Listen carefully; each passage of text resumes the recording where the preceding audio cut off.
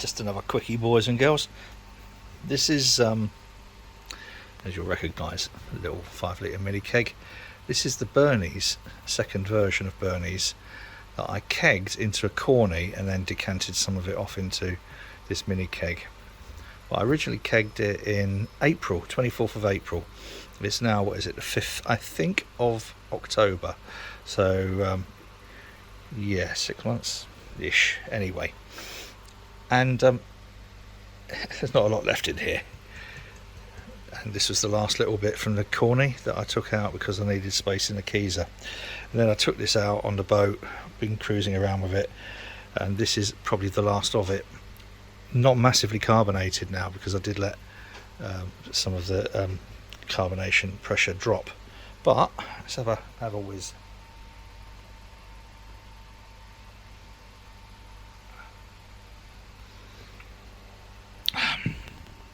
Sorry about the glass. All that still tastes blinding. It has lost. It's lost some of the, I think probably Ella and Topaz, because those are the flavours that I was a bit unsure of. But I can fully recommend these mini kegs. This is a jacket. The mini kegs came from Brew Keg Tap. The insulated neoprene, close fitting, tight rubber insulating jacket came from AliExpress, I think, although these might now be available from Brew Keg Tap as well. Okay, so that's that one. And then just very briefly, these are the 2 apple samples. This was 0.36, no, stop 0.36. This was 365 grams, 0.36 of a third, to all intents and purposes, a third of a litre, a third of a kilogram. Oh, for God's sake. Don't know. That I pressed with the apples being, I'm not sure if I put that video up. I completely fucked up my counting. I said 30, 36, it doesn't matter anyway.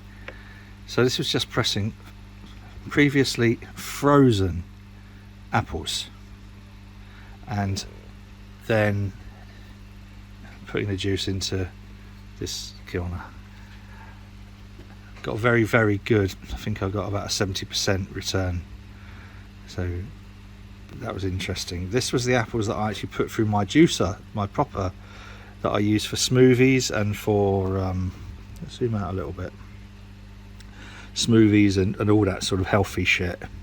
So juicing apples, carrots, all those, you know, proper worm drive masticate. No, it might not be that, but anyway. And this was the in there, let's zoom in a little bit, the actual solids, which was a bit bizarre. Now this was Egremont, Rosset and Granny Smith. Can't remember what this was, but it was probably something similar. The difference in colour is quite interesting. Now this is also interesting. If I'm going to pop this, zoom out a little bit, no, it's already zoomed out. Pop the cap on this. Nothing.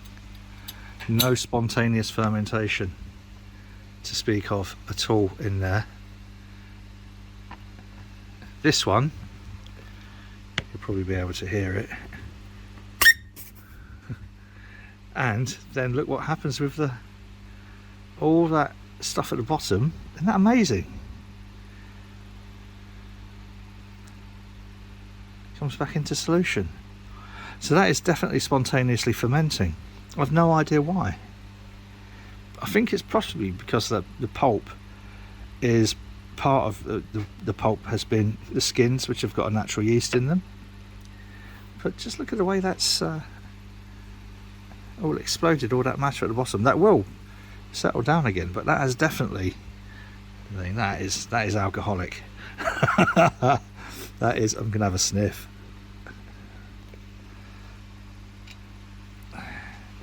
Now these Kilner jars aren't really designed for high pressure, so let's have a sniff. Gosh, do you know I'm getting an alcohol nose on that one. Crikey. Right, well that's and this was only, you know, just a couple of little bits of trial to see about the extraction ratios, but that is quite stunning. So the cider project, with the 250 kilos of apples we've got, 250, 260, something like that. I mean, we should easily get, I'd have thought 100 litres of cider. But what I'm going to do, I'm going to juice single strains, single varieties, and then look at blending before fermenting, and then from fermenting it'll be completely closed transfer into corny kegs. So that's where we're at with the cider. This is purely small scale. I've put a video up, I'm sure I could find it, where I confused 36.5 with 365 grams. I'll put that video up, but this is just for testing. It started off testing the easy dens. Not going to do a brew this week, only back for 2 days this week, so no brew this week. I've been sorting through all the various different attachments and stuff we've got stainless steel wise, and I've got a plan for easily swapping out between the pilot kit and the 100 litre kit. It'll be 80 litre kit, but that's all of it. I've got the fittings worked out, all using tri-clamps. So that's kind of originally the fault of Clive Sillis. If you haven't had a chance to go view his channel, Norfolk Hillbilly, or the YouTube, probably get the brews. I don't know how time's going to work out, because we're spending a lot of time on the boat at the moment trying to bring it back, as you'll see from some of the videos. And if you don't like boating videos, don't look at the ones that start boat. Just follow the ones that say brew or sex. No, sorry, that's another channel altogether, isn't it? Right, but as far as the little mini kegs go, these, I cannot fault them. Absolute blinding. But now here's the thing. This is the little 2 litre keg that someone gave me that I use for line cleaner. And line cleaner, it's got chlorine in. I don't know if you can see, there's a little hole blowing it in. Oh, you fucker. There's a little hole, or 2 little holes actually. Now I think that is where it's corroded because of the chlorine in the line cleaner. So that's now pretty much fucking rubbish, unless I can find someone locally who can just stick me a little weld over there. It's only used for cleaning lines, but look what it's done on the inside.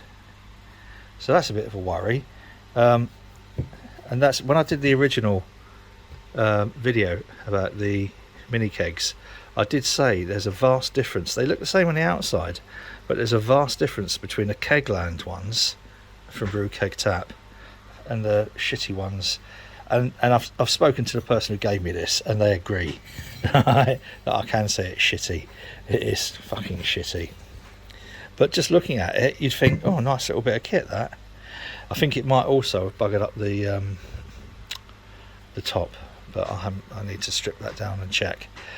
So if you're going to get a mini keg, brewkegtap.co.uk, that's the place to go. Right, I'm going to finish this now and see how much is left in here, drain it all off, drink it, and then I'm going to give this a quick clean out, and I'm going to put some line cleaner in here, only very, very briefly, just to clean my lines on keys number 1, and then I'll clean it all out, flush it all out with water 4 or 5 times again to clean the lines out.